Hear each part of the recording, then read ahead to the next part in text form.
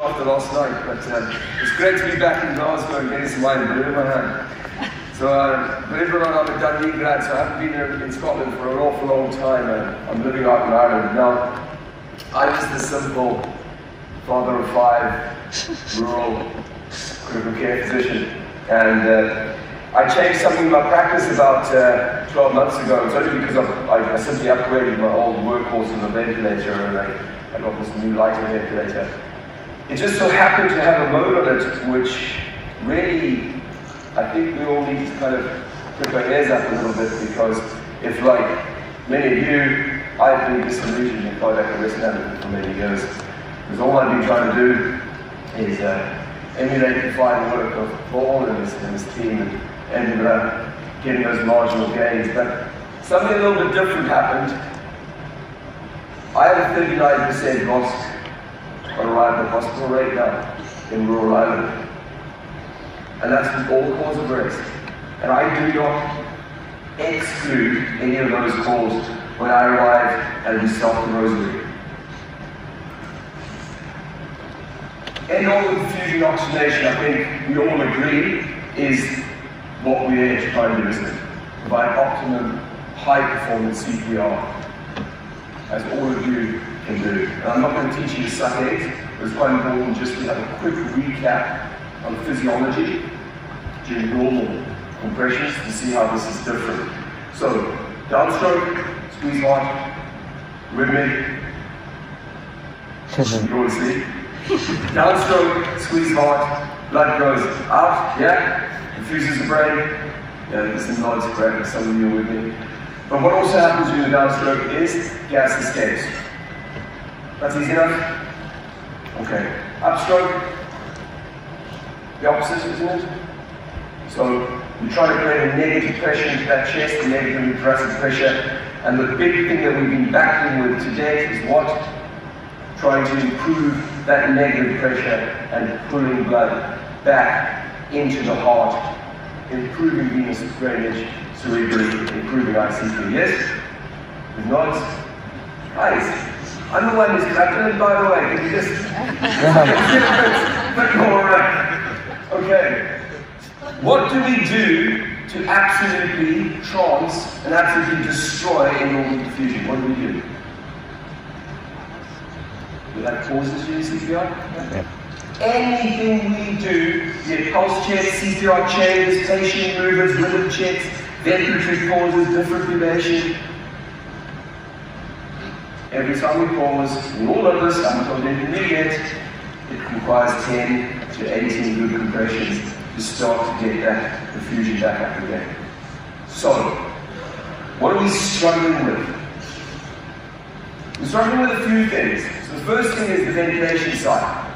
And if you know that hands-only CPR is non-inferior to all of you guys using this perfusion reduction device.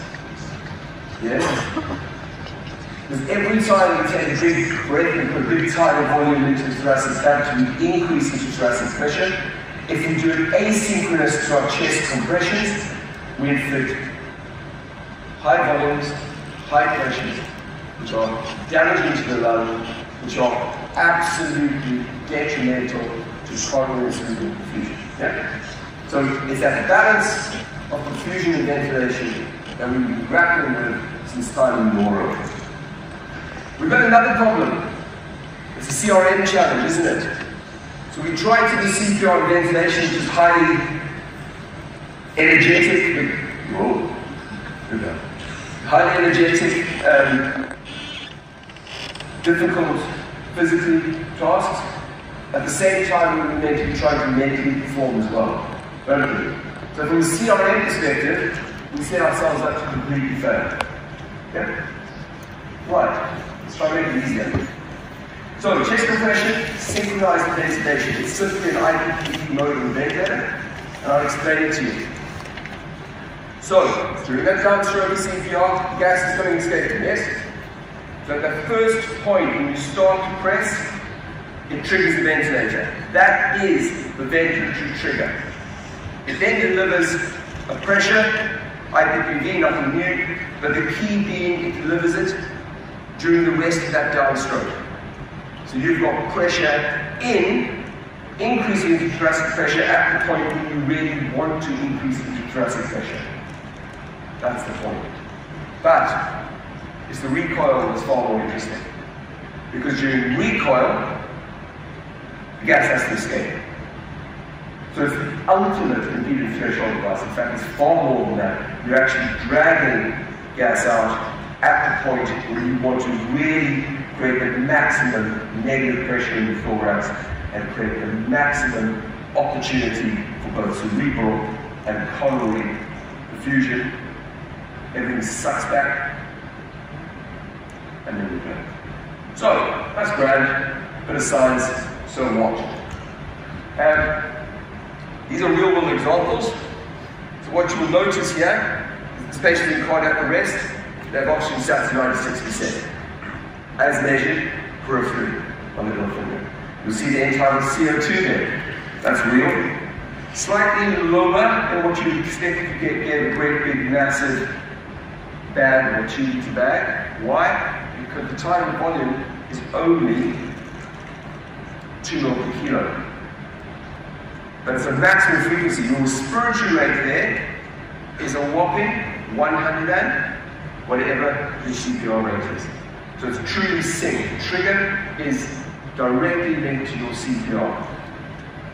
So in this example, again, real life example, pediatric case, look at the blood pressure. 123, 898. Look at the blood pressure. 155. Whoa. 155, 93. Guys, I've not used adrenaline in any of those 3 cases. When do I use adrenaline? When they're septic, when they've got SBR failure. Not the case. What this basically is allowing us to do is do exactly what the guidelines want us to do. In other words, improve oxygenation and improve perfusion prior to defibrillation. So we've got a good blood pressure there, the sats on great, defibrillate, haven't got any pauses there at all. I watch this come back now. Yeah, sats 95% with the CO2. I watch the CO2 absolutely jump as I figure they're probably got lost when you see it over the top. Drop down. As I said, I'm just a rural father of 5 living in rural Ireland, and I've got 39% gospel. CRM by far plays the greatest opportunity here, because for the first time we're able to fully automate ventilation and fully automate CPR with mechanical CPR device. And you combine those two, I get to do Sudoku alone in the back of an ambulance as we transport an hour and 20 minutes to the catheter, or with that patient profoundly hypothermic, just keep them going, don't bother, have a cup of tea, wait for them to warm up. Come and see us. I think you're in Carrick too, is that right? And yeah, meet the team and meet Maggie. Thank you.